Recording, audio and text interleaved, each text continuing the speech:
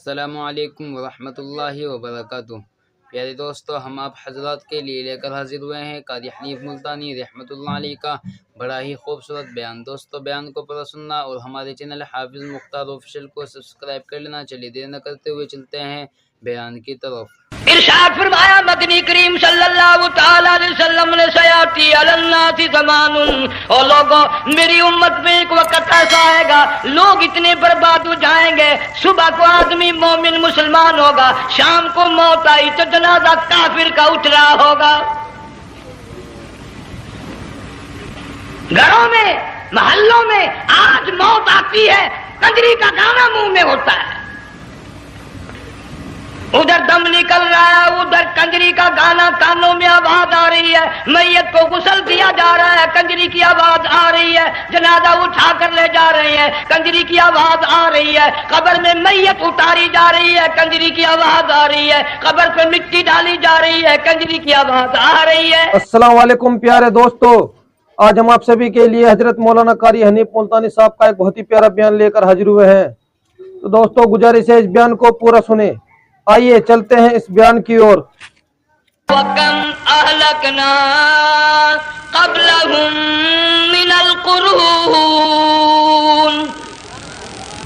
اللہ فرماتے ہیں میری زمین پہ عداوت نہ کرو، فساد نہ مچاؤ، قتل نہ کرو، خون نہ بہاؤ، ناحق لوگوں کا خون نہ بہاؤ۔ اللہ پاک کی زمین ہر روز صبح کو عرض کرتی الہی لوگ مجھ پہ زنا کر کے چلتے ہیں، بدماشی کر کے چلتے ہیں، اجازت دے میں لقمہ بنا کر نگل جاؤں۔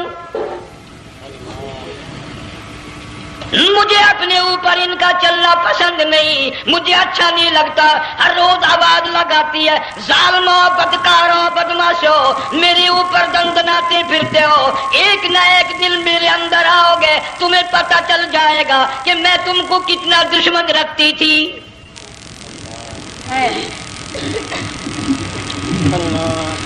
آج لوگ آزاد ہو گئے، جو کسی کی سمجھ میں آتا ہے وہی بکتا ہے، جو سمجھ میں آتا ہے وہی کرتا ہے، نہ کوئی راہ متعین رہی، نہ کوئی مسلک رہا، نہ کوئی بات رہی۔ جناب مدنی کریم صلی اللہ تعالی علیہ وسلم کا بڑا عظیم تر صحابی ہے، بہت بڑا جرنیل ہے، سیدنا معاذ بن جبل رضی اللہ تعالی عنہ مدینے پاک میں بیمار ہے، آخری وقت ہے، دعا کرو اللہ ہم سب کو مدینے کی موت عطا فرمائے۔ بہت جلیل القدر صحابی ہے، علماء کرام نے لکھا ہے کہ جب موت کا وقت بالکل قریب آیا، معاذ بن جبل رضی اللہ تعالی عنہ نے رونا شروع کر دیا، رونے لگ گئے۔ علماء نے لکھا ہے اس وقت بھی مدینے پاک میں اب تک بھی یہ رواج ہے، جب کسی پہ نزع طاری ہو، سکرات طاری ہو، موت قریب ہو، جتنے پاس بیٹھے کھڑے ہوتے ہیں سارے اللہ کے قرآن کی تلاوت کرتے ہیں۔ صحابہ کرام آخری وقت میں قرآن مجید کی ہر وقت تلاوت کیا کرتے تھے، اس لیے حضور کریم صلی اللہ علیہ وسلم نے فرمایا قیامت کا دن ہوگا، اللہ پاک اعلان فرمائیں گے قرآن والے آگے آ جائیں۔ عرض کیا جائے گا قرآن والوں سے کون مراد ہے؟ حق تعالیٰ جل شانہ فرمائیں گے میں قرآن والا اس کو کہتا ہوں جو میرے قرآن سے عشق رکھتا تھا، پیار کرتا تھا، محبت کرتا تھا، اتنا پیار تھا، آخری وقت تھا، ادھر موت کا جھٹکا لگا، ادھر میرا بندہ قرآن پڑھ رہا تھا، آج بھی اپنی قبر سے اٹھا، میرا قرآن پڑھتا ہوا اٹھا، تم میدان حشر کا چکر لگاؤ، آج بھی ان کے منہ سے کستوری کی خوشبو آ رہی ہے۔ معاذ بن جبل رضی اللہ تعالیٰ عنہ قرآن مجید کی تلاوت فرماتے فرماتے رونے لگ گئے۔ کسی صحابی نے کہہ دیا موت سے ڈر کے رو رہے ہو، موت سے ڈر گئے؟ فرمایا نہیں۔ پھر کیوں روئے؟ صحابی کہتا میرے دل کی تمنا میرے دل میں رہی، میری آرزو پوری نہ ہو سکی، میری حسرت پوری نہ ہوئی، میرا ذوق پورا نہ ہوا، میرا شوق پورا نہ ہوا، میری تمنا تھی گرمی کا موسم ہو، رمضان کا مہینہ ہو، میں روزہ دار ہوں، جہاد فی سبیل اللہ ہو، کفر اسلام کا مقابلہ ہو، میں کئی کافروں کو قتل کر دے دیتا, پھر کافر بھی اکٹھے ہو کر مجھ پہ ٹوٹ پڑتے, میرا ناک کاٹ لیتے, میری زبان کاٹ لیتے. میں اللہ کی حضور میں جاتا, اللہ مجھ سے پوچھتا معاذ دنیا سے کیا لایا؟ میں عرض کرتا الہی بولوں کیسے, زبان بھی تیری نام پہ کٹا کے آیا ہوں, اور روزہ رکھ کر آیا ہوں. نیت یہ ہے کہ تیرے محبوب کے حوض کوثر کے پانی سے روزہ افطار کروں گا. ان اللہ والوں کی یہ موت تھی. مالک بن دینار رحمت اللہ علیہ ایک عجیب نوجوان کا واقعہ تحریر فرماتے ہیں. گرمی تھی, دوپہر تھی, سورج اپنی شباب پہ تھا, بڑی سخت گرمی تھی. میں نے ایک نوجوان کو دیکھا, وہ پیروں سے معذور ہے, دونوں پیر نہیں ہیں, ہاتھوں کے بل زمین پہ گھسٹ گھسٹ کے چل رہا ہے, اور گلے میں کرتا بھی نہیں, سامان کوئی نہیں, سواری کوئی نہیں, کھانے پینے کا انتظام کوئی نہیں. مالک بن دینار رحمت اللہ علیہ فرماتے ہیں میں نے اس نوجوان سے پوچھا کہ تو کہاں سے چلا اس حالت میں؟ کہنے لگا میں بلخ بخارے سے چلا ہوں. تجھے یوں ہی ہاتھوں کے بل گھسٹتے چلتے کتنا عرصہ گزر گیا؟ نوجوان کہنے لگا اللہ والے 7 برس ختم ہو کر 8واں لگ چکا ہے. اس حالت میں کہ جی ہاں اسی حالت میں تیرا کھانا پینا. جوان کہنے لگا والذی ہوا یطعمنی ویسقین وَإِذَا مَرِضْتُ فَهُوَ يَشْفِينِ. اللہ ہی کھلاتا ہے, وہی پلاتا ہے, بیمار ہو جاتا ہوں وہی تندرستی عطا کرتا ہے. اور نوجوان دوپہر بڑی سخت ہے, گرمی بڑی سخت ہے, میرے یہاں دوپہر کو آرام کر لے, قیام کر لے, کچھ دیر ٹھہر جا, آج میرے یہاں قیام کر لے. نوجوان رونے لگا اور کہنے لگا مالک بن دینار یہ 2-4 منٹ جو تیری ساتھ باتوں میں میرے خرچ ہو گئے, مجھے ان کا ہی بڑا دکھ ہے. میں اور اپنی اس معذوری میں ہاتھوں کے بل 2-4 گز گھسٹ کر اور اپنے رب کے قریب ہو جاتا. یہ جو تیری ساتھ بات کرنے میں تھوڑا سا وقت خرچ ہو گیا, مجھے اس کا ہی بڑا دکھ ہے. ارے تو تھک گیا ہوگا. جوان کہتا ہے تیرے دیوانے مگر چلنے سے رک سکتے نہیں, تیرے دیوانے مگر چلنے سے رک سکتے نہیں, پاؤں تھک جاتے ہیں دل ان کے کبھی تھکتے نہیں. میرے سامنے تھکنے کا نام نہ لو, میرے دل میں عشق کی آگ جلی ہوئی ہے, سوز و گداز کا سمندر طوفان برپا کر رہا ہے. میں نہیں تھکنا جانتا, میرے یہاں نیند کا سوال نہیں, آرام کا سوال نہیں, میں تو گھسٹ گھسٹ کر رب کے دربار میں حاضر ہوا چاہتا ہوں. پوچھا کہ جا کہاں رہے ہو؟ کہنے لگا بیت اللہ کی زیارت کے لیے چلا, روز رسول اللہ صلی اللہ علیہ وسلم کی زیارت کے لیے چلا. کھانا پینا کچھ نہیں کہ نہیں, بس کہ منتظر ہوں اس گھڑی کا کہ کب وہ وقت آئے اور کم نہ جا کر یوں کہوں کہ اے مدینے کی مہاجر سبز گنبد کے مکی, اے مدینے کے مہاجر سبز گنبد کی مکی, عرش ہے تیرے قدم کے فیض سے یہ سرزمین. کب وہ وقت آئے, کب میں مدینے کی گلیوں کو دیکھوں, کب آب و ہوا کو دیکھوں, کب مدینے کی بہاروں کو دیکھوں, کب گنبد خضرا پہ میری نگاہ پڑے, میرے دل کی تسلی ہو جائے. عاشق لوگ یوں ہی کیا کرتے ہیں. دیہات کی ایک عورت آئی رسول اکرم صلی اللہ علیہ وسلم کی وفات شریف کے بعد, اور آ کے کہنے لگی بہن عائشہ رضی اللہ تعالیٰ عنہا, میں نے سنا ہے سرکار کی وفات شریف ہو گئی, کیا کہاں دفن کیا کہ اس حجرے میں؟ کہنے لگی مجھے دروازہ کھول کر قبر کی زیارت تو کرا دے.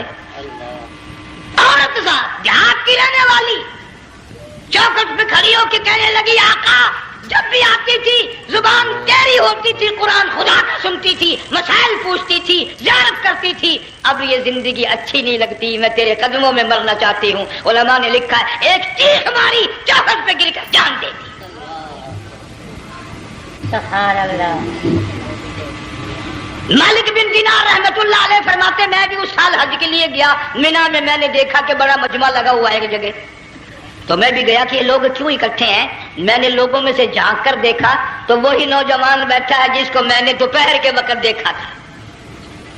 وہی حالت ہے، گلے میں کرتا نہیں، گٹھڑی نہیں، تھیلا نہیں، سامان نہیں، اور رو رو کے یوں کہتا مولا آج کسی نے دمبے کی قربانی دی، کسی نے بکری کی قربانی دی، کسی نے اونٹ کی قربانی دی، کسی نے گائے کی قربانی دی. میں فقیر ہوں، میں مسکین ہوں، میں بالکل مفلس اور نادار ہوں، میرے پاس تو یہ میری جان ہے، میں اس کی قربانی دیا چاہتا ہوں، قبول فرما. ہزاروں لاکھوں لوگوں کے سامنے ایک چیخ ماری اور مینا میں جان دے دی. اس حالت میں اللہ والوں کا آخری وقت آتا ہے. دیکھ ہم لوگ مرتے ہیں ایکسیڈنٹوں میں، سڑکوں پہ، ادھر موت کا جھٹکا لگ رہا، ادھر منہ میں کنجری کا گانا. ارشاد فرمایا مدنی کریم صلی اللہ تعالی علیہ وسلم نے سیاتی علی الناس زمان، اور لوگوں میری امت میں ایک وقت ایسا آئے گا لوگ اتنے برباد ہو جائیں گے، صبح کو آدمی مومن مسلمان ہوگا، شام کو موت آئی تو جنازہ کافر کا اٹھ رہا ہوگا. گھروں میں، محلوں میں آج موت آتی ہے، کنجری کا گانا منہ میں ہوتا ہے، ادھر دم نکل رہا ہے، ادھر کنجری کا گانا کانوں میں آواز آ رہی ہے، میت کو غسل دیا جا رہا ہے، کنجری کی آواز آ رہی ہے، جنازہ اٹھا کر لے جا رہے ہیں، کنجری کی آواز آ رہی ہے، قبر میں میت اتاری جا رہی ہے، کنجری کی آواز آ رہی ہے، قبر پہ مٹی ڈالی جا رہی ہے، کنجری کی آواز آ رہی ہے. اس ماحول میں، اس معاشرے میں ہم کس طرح ایمان اور یقین اور ایمان ساتھ لے کر مریں گے؟ ہزاروں نہیں، لاکھوں کو مرتے وقت کلمہ نصیب نہیں. قسم دے کر پوچھو، ماں مر رہی ہے، کلمہ منہ سے نہ نکلا، باپ مر گیا منہ سے کلمہ نہیں نکلا، بیگم صاحبہ چل بسی منہ سے کلمہ نہیں نکلا. ہزاروں چلے گئے اور اپنے جانے کا پھر بھی یقین نہ آیا. تم نے کبھی سوچا تک نہیں، خیال تک نہیں کیا. ارشاد فرمایا مدنی کریم صلی اللہ تعالی علیہ وسلم نے لوگوں ابو ہریرہ رضی اللہ تعالیٰ عنہ سے پوچھا تو کیوں رویا؟ عرض کرنے لگا میرے آقا اتنی کمزوری کبھی نہ دیکھی، اتنی ضعیفی کبھی نہ دیکھی، اتنی ناتوانی کبھی نہیں دیکھی، چہرہ انور بالکل کمزور ہو گیا. آپ نے ٹھنڈا سانس لے کر فرمایا ابو ہریرہ تجھے معلوم نہیں موت بالکل قریب آ گئی، بالکل قریب آ گئی موت. تیری ایک انگلی پکڑ کر اگر کوئی مروڑ دے کتنا دکھ ہوگا، درد ہوگا. ہائے ہائے ہائے. جنگ والوں کبھی تم نے سوچا نہیں 360 رگیں ٹوٹیں گی کیا حال بنے گا، اعضاء چھوٹیں گے، سر کے بالوں سے لے کر پیروں کے ناخنوں تک ہر جوڑ کو توڑ کے رکھ دیا جائے گا. وزیروں، سفیروں، امیروں، حسینوں، جمیلوں، تمام کے جوڑوں کو اکھاڑ کے رکھ دیا جاتا ہے.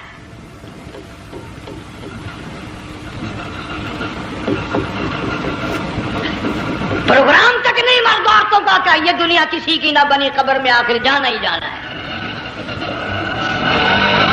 علماء کرام نے لکھا ہے کہ حضرت عیسیٰ علیہ السلام کے پاس لوگ آئے اور کہنے لگے نئی نئی قبروں سے مردے زندہ کر کے دکھاتے ہو، آؤ ہم ایک پرانی قبر پہ لے کے چلتے ہیں، مردہ زندہ کر کے دکھاؤ. عیسیٰ علیہ السلام تشریف لے گئے، فرمایا کم باذن اللہ. ایک نوجوان زندہ ہو کر قبر سے نکل کر سامنے آ کر کھڑا ہو گیا. عیسیٰ علیہ السلام نے پوچھا تو کون ہے؟ وہ کہنے لگا میرا نام سام ہے، میں حضرت نوح علیہ السلام کا بیٹا ہوں. تو پیغمبر کا دماغ تو پیغمبر کا ہوتا ہے نا. فرمایا تجھے تو بڑا عرصہ قبر میں گزر گیا، کتنے ہزار سال قبر میں گزر گئے. کہ جی ہاں. عیسیٰ علیہ السلام نے فرمایا یار ملاقات تو اللہ نے کرائی دی، قبر کا کچھ حال تو بتا کیا بنتی ہے، قبر کا کچھ ماحول بتا، قبر کی خبر بتا. علماء کرام نے لکھا وہ نوجوان رونے لگا اور کہنے لگا عیسیٰ علیہ السلام تو قبر کی خبر پوچھتا ہے، قبر کا حال پوچھتا ہے، قبر کا ماحول پوچھتا ہے، قبر کا معاملہ مجھ سے پوچھتے ہو، آپ مجھ سے پہلے یہ کیوں نہیں پوچھتے کہ موت کا جھٹکا کتنا شدید ہے. نوجوان رو کے کہنے لگا عیسیٰ علیہ السلام کتنے ہزار سال میری موت کو گزر گئے پر مالک کائنات کی قسم آج تک میرا منہ کڑوا ہے.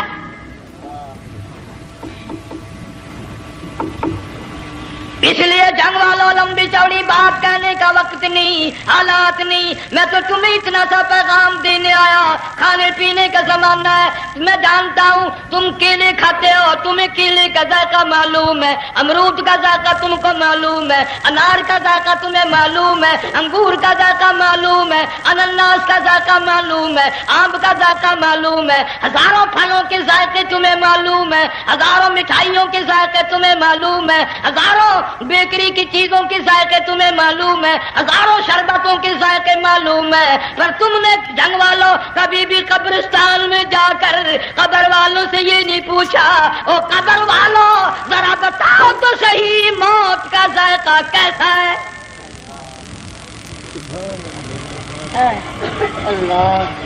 تم نے چکھا نہیں، جنہوں نے چکھا وہ بتانے نہ آئے کیسا ذائقہ ہے. اس لیے قرآن کہتا کلا اذا بلغت التراقی وقیل من راق وظن انه الفراق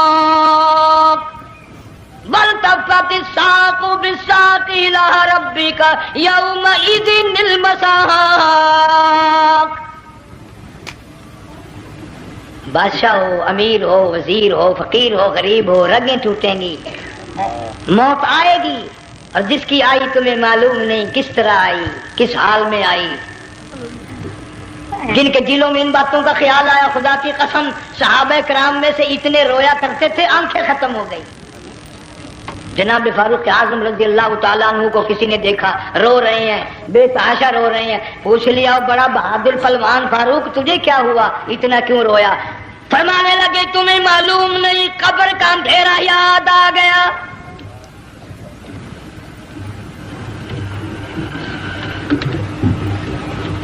ایک 1,29,000 صحابہ کرام اس آخرت کے لیے قربانیاں دیتے آئے، اولاد کی قربانی دی، مال کی قربانی دی، جان کی قربانی دی، جو کرنا پڑا وہ کر گزرے، لیکن محمد عربی صلی اللہ علیہ وسلم کا دامن نہ چھوڑا.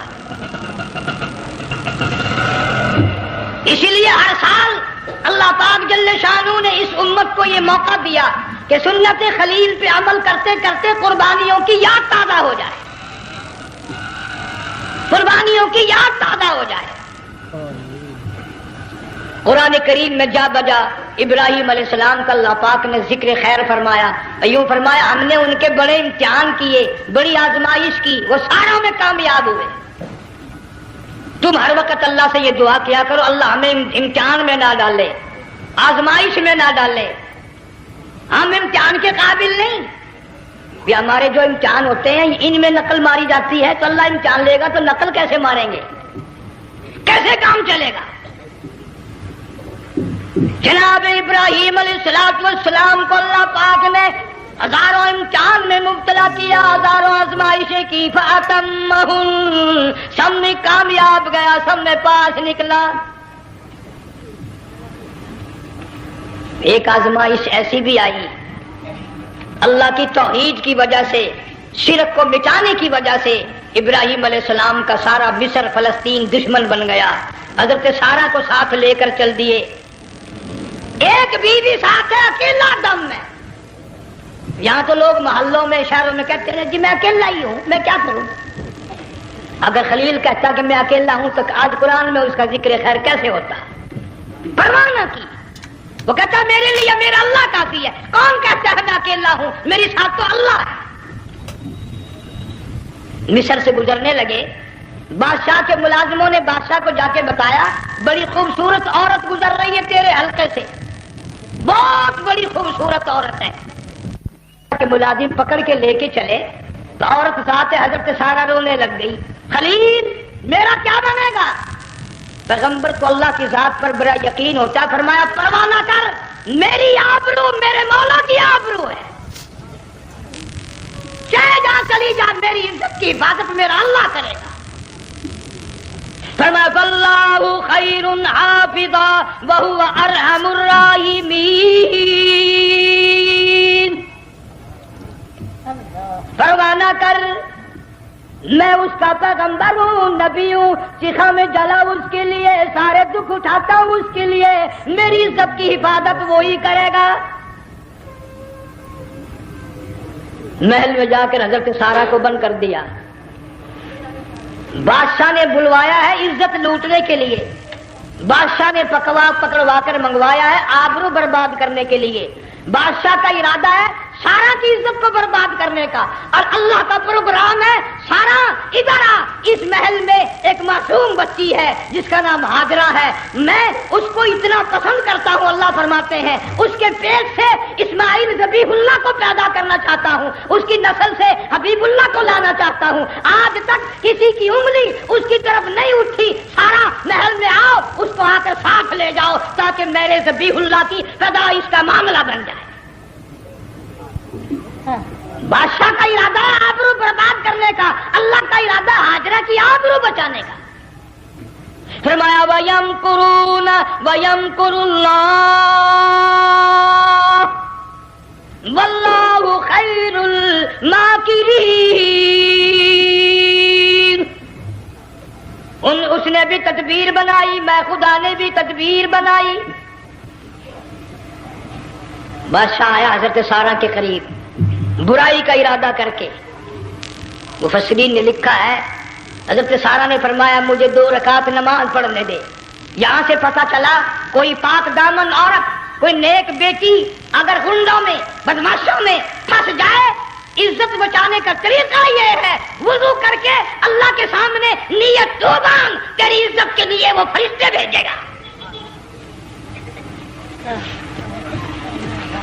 علماء کرام نے لکھا ہے کہ ایک جہاز سمندر میں چل رہا ہے، طوفان آیا، جہاز تختہ تختہ ہو گیا، کچھ لوگ غرق ہو گئے، ڈوب گئے، کچھ تختوں پہ بہ کر کے چلنے لگے. ایک عورت گود میں بچہ ہے، ایک حبشی نوجوان دوسرے تختے پہ بیٹھا ہوا جاتا ہے. اس نے عورت اکیلی دیکھ کر اپنا تختہ چھوڑ دیا اور بدماشی کے ارادے سے عورت کے تختے پہ آ بیٹھا. تم جنگ والے سوچ رہے ہوگے کہ ڈوبتے وقت بھی باز نہ آئے، یہ سیلاب آتے ہیں لوگ بدماشیوں سے باز آئے؟ ڈوب گئے مگر باز نہ آئے، بغیرتی لوگ کرتے ہی رہے. علماء کرام نے لکھا حبشی نوجوان نے عورت کا بچہ چھینا سمندر میں پھینک دیا. عورت روئی اور کہنے لگی میرے اللہ بیٹھی رہتی ہوں، عزت جاتی ہے، حرکت کرتی ہوں، ڈوب جاؤں گی. میں نے سنا ہے سمندر کی گہرائیوں سے تو نے یونس علیہ السلام کی سنی تھی، میں تو پانی کے اوپر بہ رہی ہوں. مولا میری آبرو بچا، میرا ایمان بچا، میری عزت بچا، تیرے سوا میری سننے والا کوئی نہیں. لا الہ الا انت سبحانک انی کنت من الظالمین.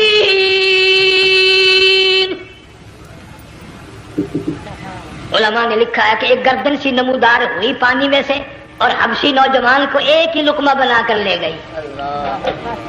وہ تو ہر جگہ سنتا ہے، پکارنے والا بے بس بے کس ہو کر جب اس کو پکارتا ہے وہ ہر جگہ انداز پہنچاتا ہے، وہ ہے جو موجود ہر جگہ. عورت بہتی بہتی کنارے جا لگی. ایک جہاز قریب آیا، دوپٹے کا اشارہ کر کے اس کو بلایا. جہاز میں جب سوار ہوئی تو دیکھتی کیا ہے، ایک نوجوان کی گود میں اس کا وہ بچہ جو سمندر میں پھینک دیا تھا بیٹھا ہوا کھیل رہا ہے. ٹوٹ پڑی میرا بچہ ہے. لوگوں نے کہا تیرا کہاں سے آیا؟ ماجرا سنایا. اس طرح ہوا. جہاز کے کپتان نے کہا ہم جہاز لے کر آ رہے تھے، غیب سے آواز آئی جہاز ادھر کو لے آؤ ورنہ ڈبو دیے جاؤ گے. ہم جب جہاز وہاں لے کر پہنچے تو دیکھتے کیا ہے کہ ایک جانور کی پیٹھ پہ یہ بچہ بیٹھا ہوا کھیل رہا تھا. عزت بھی بچی، ایمان بھی بچا، بچہ بھی بچا. اور کوئی بچانے کے لیے تدبیر کرے جبھی نا. حضرت سارہ نے نماز پڑھ کر بد دعا کر دی. بادشاہ کے سارے بدن میں درد ہونے لگا. پیغمبر کا سارا گھر بڑا کریم ہوتا ہے. جب اس کو درد نے ستایا نا کہنے لگا میں وعدہ کرتا ہوں تجھے کچھ نہیں کہوں گا، میرے لیے دعا کر دے۔ اب اگر کوئی جنگ کا ہوتا یا میں ہوتا کہتا دفع ہو، تیرے واسطے دعا کا دی۔ لیکن حضرت سارا نے پھر جولی پھیلا دی، مولا وعدہ کرتا ہے، بدماشی سے توبہ کرتا ہے، اس کو تندرستی عطا فرما دے۔ اللہ نے تندرستی عطا کر دی۔ وہ پھر کہنے لگا لو ایسی حسین عورت کب آپ آئے گی، پھر برائی کے لیے تیار ہوگی۔ یہاں سے پتہ چلا کہ یہ جو گنڈے بدماش ہوتے ہیں ان کی قسم کا بھی کوئی یقین نہیں۔ اگلے دن ایک آدمی نے قسم کھائی تو اس کے خلاف کرنے لگا۔ لوگ کہنے لگے کہ تو نے قسم کھائی تھی، قرآن اٹھایا تھا، اب کہ کیا تھی گیا بل ڈٹھی ہوئی مسجد سی، پاٹیا ہوا قرآن سی۔ اگر ڈٹھی ہوئی مسجد سی تو پاٹیا قرآن سی، قرآن کے لا پورا سی جڑا میں چاہیا، مگر اسے یہ معلوم نہیں کہ تو نے تو پاڑیا قرآن اٹھایا، ڈٹھی ہوئی مسجد میں اٹھایا۔ خدا کا جب غضب آئے گا تو وہ ادھورا نہیں آئے گا، وہ ادھورا نہیں آیا کرتا۔ 3 مرتبہ اس بادشاہ نے حضرت سارا کے ساتھ ایسا کرنے کا ارادہ کیا، پھر دعا ہوئی، پھر بد دعا ہوئی، پھر دعا ہوئی، پھر بد دعا ہوئی۔ آخر کار کہنے لگا اپنے ملازموں کو کہ ہوئے بدماشو، عورت کے روپ میں کسی بلا کو پکڑ کے لائے ہو، کسی جن بھوت کو لے آئے ہو۔ اور کہنے لگا تو چلی میرے محل سے جلدی چلی جا۔ اور جاتی جاتی وہ کہا کہ یہ تیری خدمت کیا کرے گی، یہ بچی میرے محل میں ہے، اس کو ساتھ لے جا۔ حضرت سارا کو، ہاجرہ کو ساتھ کر دیا، سیانی ہو گئی، حضرت ابراہیم علیہ السلام سے نکاح کر دیا، اسماعیل علیہ السلام پیدا ہو گئے۔ اللہ میاں جب حضرت ابراہیم علیہ السلام چومتے ہیں، چاٹتے ہیں، ماتھے پہ بوسے دیتے ہیں، اٹھاتے ہیں، پیغمبر کا بیٹا، خود بھی نبی اور آل میں آنے والا نبی، کالی کملی والا صلی اللہ علیہ وسلم، کتنا حسین چہرہ ہوگا۔ اللہ میاں نے پھر آزما لیا، حکم دیا کہ اس ہاجرہ کو، اسماعیل کو، دونوں ماں بیٹوں کو وہاں چھوڑ کے آ جہاں سینکڑوں میل میں پانی کوئی نہیں، آدمی کوئی نہیں، رستہ کوئی نہیں، گھاس کوئی نہیں، پتا کوئی نہیں، جہاں بیت اللہ ہے یہاں کے بارے میں حکم دیا چھوڑ کے آ۔ اور اگر آپ کو نیند نہیں آئی تو مزہ آئے گا، اللہ نے یہ فرما دیا، بتانا نہیں ہے کہ میں نے حکم دیا ہے، خدا حافظ نبی نہیں کہتا اپنی بیوی کو۔ آج لوگ ہر بات میں کہہ دیتے ہیں ہمارے پیروں کو پتا کل کو کیا ہوگا، ہمارے فقیروں کو پتا ہے پرسوں کیا ہوگا۔ وہ بڑی مدت کی بات ہے، یہی موسم تھا، چماسا گرمی تھی، انارکلی لاہور سے ہم کئی ساتھی گزر رہے تھے، فٹ پاتھ پہ بیٹھا ہے ایک ملنگ، چاروں طرف لوگ کھڑے، بڑا مجمع، کافی دنوں کی تو بات ہو گئی، ہاتھوں کی لکیر دیکھ کر لوگوں کی تقدیر بتا رہا تھا۔ کسی کو کہتا تھا تجھے بڑی اونچی پوسٹ ملے گی، کسی کو کہتا تھا تیری شادی بڑی فرسٹ کلاس لیڈی سے ہوگی۔ وہ بابو تو کوڈا ہی ہو جاتا تھا، لیڈیوں پہ بڑے مرائے یہ لیڈے، کوئی کام نہیں، رات دن بس لیڈیوں کے پیچھے ہی پھرنا ہے۔ اللہ، میں نے اپنے ساتھیوں سے کہا، میں نے کہا میں بھی تقدیر پوچھتا ہوں اپنی۔ کہنے لگے شرارت ہو جائے، یہ منع کر رہا ہے، ساری دنیا پر ہاتھ دکھا رہی ہے، کوئی شرارت نہیں، میرے ہاتھ میں شرارت ہے۔ 1 روپیہ لے رہا تھا وہ، میں بھی لوگوں میں گھساتا، بھیڑ میں سے اوپر نیچے ہی ہوتا میں بھی پہنچ گیا، اور دونوں گھٹنے میں نے زمین پہ رکھ دیا، روپیہ ہاتھ میں، میں نے اس کے لے کر کہا، میں کہا ملنگ جی اگر اب دیکھا میری شادی ہو جائے گی کہ نہیں۔ اب اس نے دیکھ کے میری طرف کہنے لگا، اس نے سوچا کہ یہاں اچھے بھلے کو نہیں ملتی پاکستان میں، اسے کون دے گا؟ اچھی طرح میرا ہاتھ دیکھا بھی نہیں، جٹک کے کہنے لگا نو تیری شادی نہیں ہونی ہے۔ میں کیا کھوتے تیرے باپ کے 8 بچے کھیل رہے ہیں۔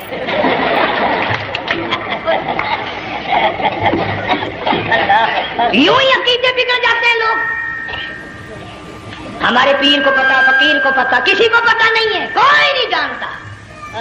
فرمایا وما تدری نفس ماذا تکسب غدا،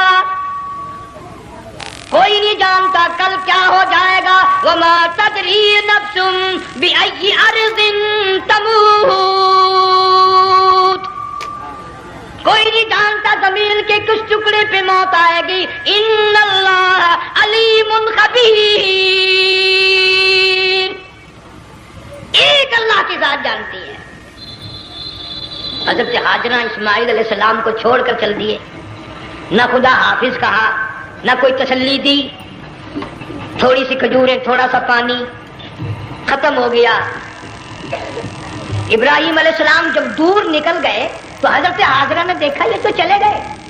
کھڑی ہو کر آواز دی اے میرے ابراہیم. مڑ کر نہیں دیکھتے.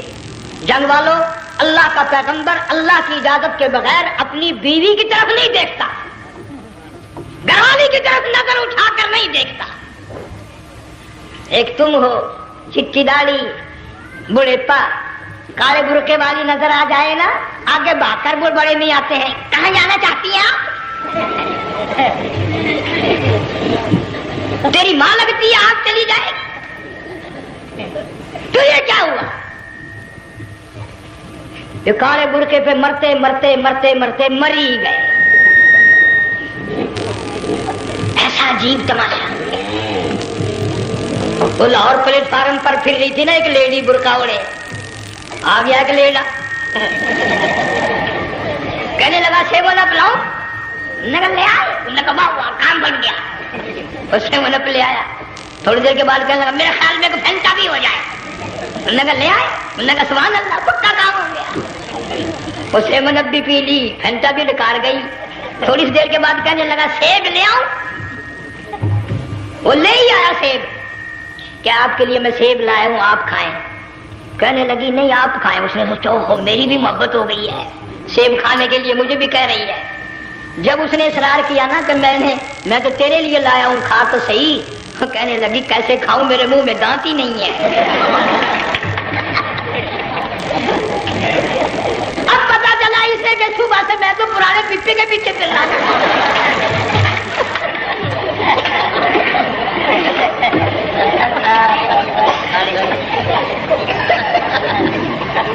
صرف برقع دیکھا چل دی. یہاں پیغمبر اپنی گھر والی کی طرف نہیں دیکھتا. حضرت حاجرہ نے اسماعیل علیہ السلام کو سینے سے لگایا. عرب کی قداور مائی, طاقتور مائی, دوڑ لگا کر حضرت خلیل کا راستہ آ کے روک لیا اور کہنے لگی نہ جوان عورت, یہ پیارا نور نظر, یہ نقطے جگر, شکل تو دیکھو, صورت تو دیکھو, ہمیں یہاں چھوڑ کے جا رہے ہو.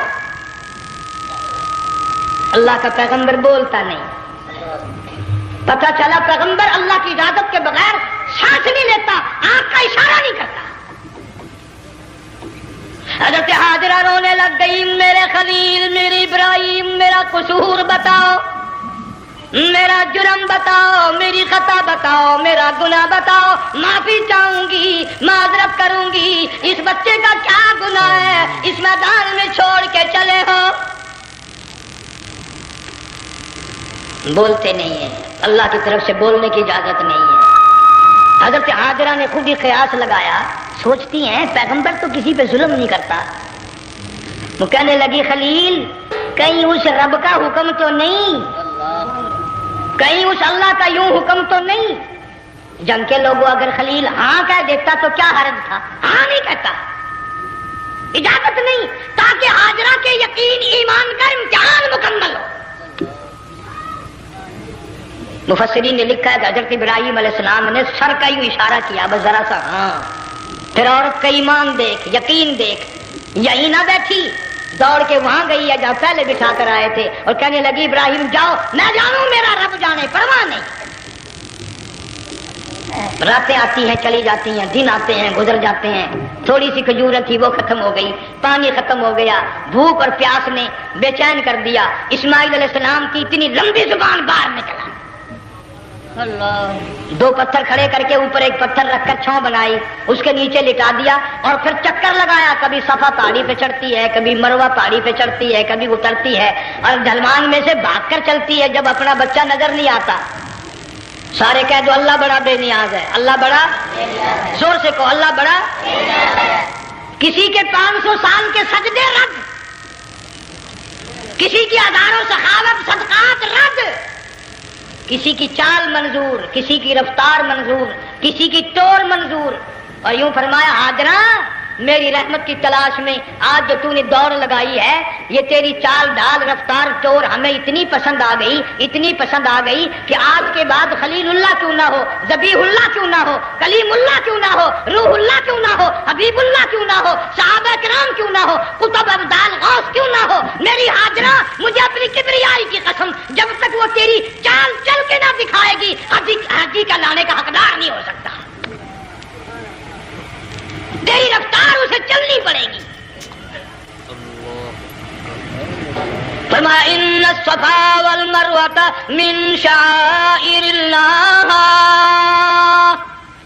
فمن حج البیت او اعتمر فلا جناح علیہ ان یطوف بہما ومن تطوع خیرا فإن اللہ شاکر علیم.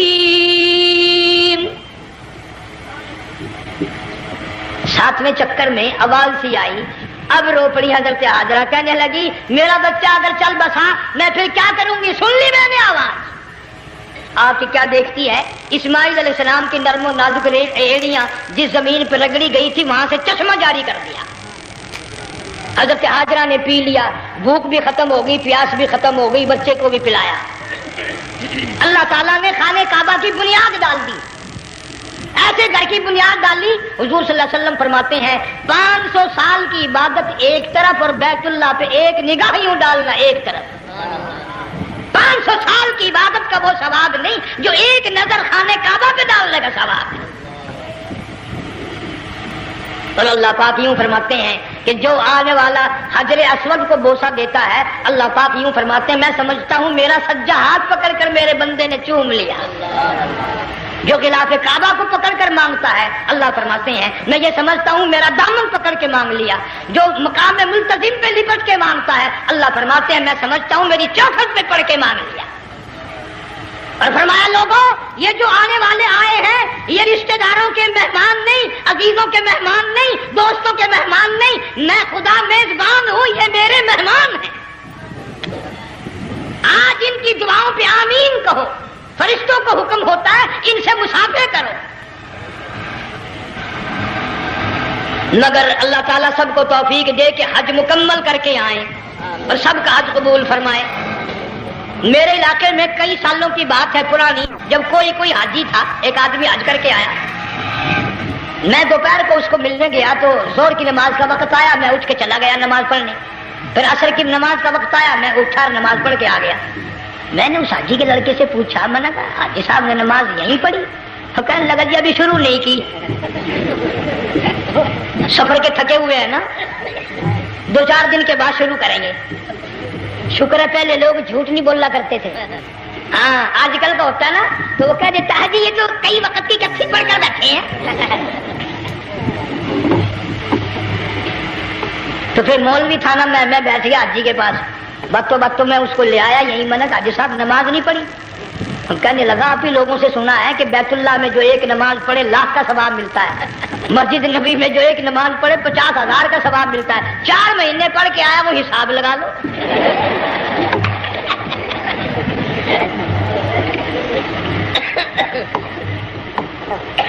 مسائل سیکھتے نہیں, ارکان اور آداب بیت اللہ کے سیکھتے نہیں. ڈی سی کے دفتر میں اگر جانا ہو کئیوں سے پوچھے کیسا جاؤں, کس طرح درخواست دوں, کیسے کہوں, کیسے کھڑا ہوں, کیسے بیٹھوں, کیا عرض کروں. اور اللہ کے دربار میں ہم جاتے ہیں اور سیکھ کر نہیں جاتے. یہ خوف نہیں کہ اگر بے ادبی ہوگی تو مارا جاؤں گا. اللہ تبارک و تعالیٰ جل شانہ نے اسماعیل علیہ السلام کی نرم و نازک ایڑیوں سے بنیاد ڈال کر خانہ کعبہ کی, اللہ نے ہمیں یہ کعبہ دیا. گناہوں کی معافی مانگنے کے لیے وہاں جاؤ, اللہ تبارک و تعالیٰ کے دربار میں حاضر ہو کر مانگنے کے لیے یہاں جاؤ. ارشاد فرمایا مدنی کریم صلی اللہ تعالی علیہ وسلم نے جو آدمی صحیح ارکان حج کے ادا کر کے واپس جاتا ہے اس طرح واپس آتا ہے گویا آدھی ماں کے پیٹ سے پیدا ہوا. پہلے لوگ یوں ہی حج کیا کرتے تھے, یوں ہی قربانیاں کرتے تھے.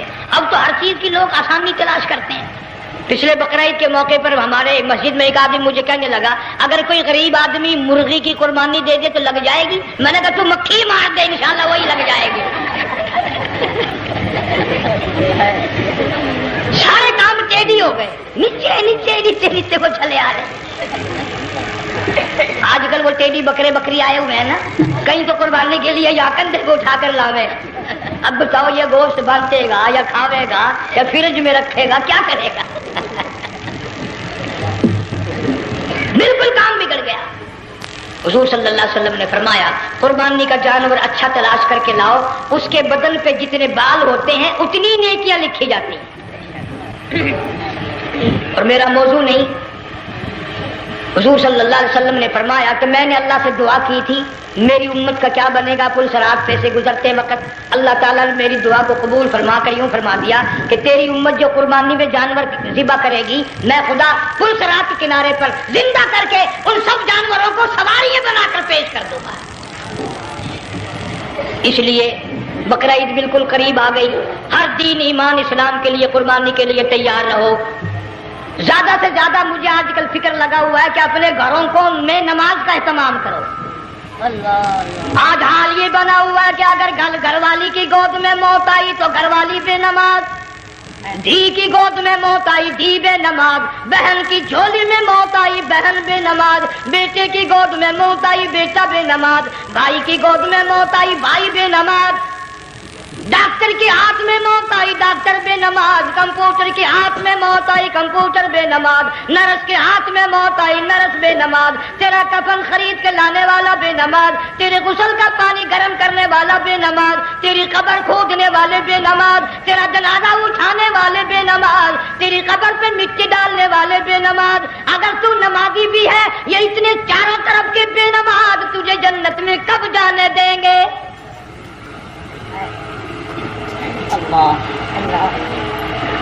اس بچی کا فکر کیوں نہیں کرتا؟ کلاس میں فیل ہو جائے تجھے دکھ لگتا ہے میری بچی فیل ہو گئی، ساری عمر نماز نہ پڑھے تجھے کبھی درد نہیں ہوا کہ جہنم کے انگاروں میں جلے گی؟ بیوی ایک دن تیرا کہنا نہ مانے آگ لگ جاتی ہے، ساری عمر نماز نہ پڑھے بے ایمان تجھے کبھی آگ نہیں لگی۔ اس گھر سے تیرا جنازہ نکلے گا، اس گھر سے تیری میت اٹھے گی جس گھر میں تو نے سارے بے نماز پیدا کر رکھے ہیں، سارے بے نماز اکٹھے کر رکھے ہیں، کس طرح ایمان کلمہ ساتھ لے کر جائے گا؟ اس لیے اپنے ماحول میں اپنے گھر میں بچیوں کو بہنوں کو پیار سے محبت سے بڑے عقیدت سے ان کو نمازی بنا، تاکہ مرنے کے بعد جب تیرا جو بیٹی بہن منہ دیکھنے آئے تو نمازی تو تیرا منہ دیکھنے آئے، تیرا منہ دیکھنے بھی سارے بے نمازی آئے، تجھے کیا فائدہ ہوگا؟ اللہ سبحانہ و تعالی ہم سب کو ہمارے گھر کے ماحول کو نمازی بنائے۔ مفتی صاحب اس دنیا فانی سے رخصت ہو گئے، تشریف لے گئے، جنگ سارا بے وارثہ ہو گیا۔ مفتی صاحب ہی کا مدرسہ ہے، یہ مفتی صاحب ہی کے بچے ہیں، ان بچوں کی سرپرستی کرو، ان کا اکرام کرو، ان کی عزت کرو، جامعہ حلیمیہ کی خدمت کرو۔ بقرہ عید کا موقع آ رہا ہے، وہ تو نہ جانے کس کس طریقے سے اپنا کام چلاتے تھے، ہزاروں لوگوں سے ان کے تعلقات تھے، یہ بچے ہیں نیا کام ہے۔ اللہ سبحانہ و تعالی ہر خدمت گزار کو دو جہان میں سرخ روی عطا فرمائے۔ بڑی اچھی اچھی کیسٹیں آپ کو یہاں سامنے سے ملیں گی اپنے گھر کا ماحول بنانے کے لیے۔ پیغمبر کی دعا سے پہلے نہ اٹھا کرو بھائی، ہائے ہائے کوئی دنیا کا دین کا جس کو کوئی اللہ سے حاجت ہو بیٹھ جائے ایک منٹ کے لیے درود شریف پڑھ کے دعا مانگو۔ اللہم صلی وسلم وبارک علی سیدنا و مولانا محمد وعلی آل سیدنا و مولانا محمد مبارک وسلم۔ یا اللہ قبلہ مفتی صاحب رحمہ اللہ کی قبر کو جنت کا باغ بنا، اللہ تعالیٰ ان کے گھر والوں کو صبر جمیل کی توفیق عطا فرما، اللہ پاک ان کی آل اولاد کو مفتی صاحب کا جانشین صحیح معنوں میں جانشین بنا، اس مدرسے کو آباد فرما، اللہ تعالیٰ سارے جنگ کی سرپرستی فرما، سارے شہر کو آباد فرما، ہر شر سے ہر فتنے سے سب کی حفاظت فرما۔ یا اللہ ہم سب کو سچا مسلمان پکا دیندار بنا، ہمیں اور ہماری اولاد کو نیک اور نمازی بنا۔ یا اللہ ہمارے گھروں کو نماز اور قرآن سے آباد فرما، کلمے اور ایمان والی موت عطا فرما۔ صوفی مولانا محمد یار صاحب رحمہ اللہ کی قبر کو جنت کا باغ بنا۔ یا اللہ تمام مسلمانوں کی بخشش فرما، ساری امت کی مغفرت فرما، ساری مخلوق پہ کرم اور فضل فرما۔ یا اللہ سارے پاکستان کی حفاظت فرما، پاکستان کے داخلی خارجی دشمنوں کو ذلیل و خوار کر دے۔ یا اللہ ہم سب کو یقین ایمان اپنے اندر پیدا کرنے کی توفیق عطا فرما، ظالم کے ظلم سے بچا، شریر کی شرارت سے بچا، مولا حاسدوں کے حسد سے بچا، فتنہ پردازوں سے ہم سب کی حفاظت فرما، بے اولاد کو اولاد عطا فرما، جن کے پاس بچیاں ہیں اللہ تعالیٰ نرینہ اولاد عطا فرما۔ اور میں تو کافی دنوں کے بعد آیا ہوں، پرانے دوستوں میں سے تھے قاری غلام محمد صاحب سب کا رحمت اللہ علیہ، اللہ تعالیٰ ان کی قبر کو جنت کا باغ بنا، سب کو جوار رحمت میں جگہ عطا فرما۔ ہمارے بڑے بزرگ قبلہ درخواستی صاحب مدذل یا اور جتنے بھی بیمار ہیں اللہ پاک سے احتکام عطا فرما۔ مجھے بھی پیر غلام حبیب صاحب اللہ تعالیٰ ان کو بھی صحت کاملہ عطا فرما، اور میں گناہگار بھی اب تو سارا سال گزر گیا، اکثر بیماری رہتا ہوں، اللہ تعالیٰ صحت کاملہ عطا فرما، موت آئے تو کلمے اور ایمان والی موت عطا فرما، یا اللہ دو جہان کی سعادت عطا فرما، دو جہان کی ذلت اور رسوائی سے ہم سب کی حفاظت فرما، سب کے کاروبار میں روزی رزق میں خیر و برکت عطا فرما، جس کے ذمہ قرضہ ہو ادا کرنے کی صورتیں پیدا فرما، ہر پریشان حال کی پریشانی کو دور فرما، مشکلوں کو آسان فرما، تلخیوں کو راحتوں سے تبدیل فرما، یا اللہ مفتی صاحب کے پیارے دوستو بیان پسند آیا ہو تو بیان کو لائک کریں اور ہمارے چینل حافظ مختار آفیشیل کو سبسکرائب کریں۔ چلیے ملتے ہیں اگلی ویڈیو میں، تب تک کے لیے خدا حافظ، السلام علیکم ورحمۃ اللہ وبرکاتہ۔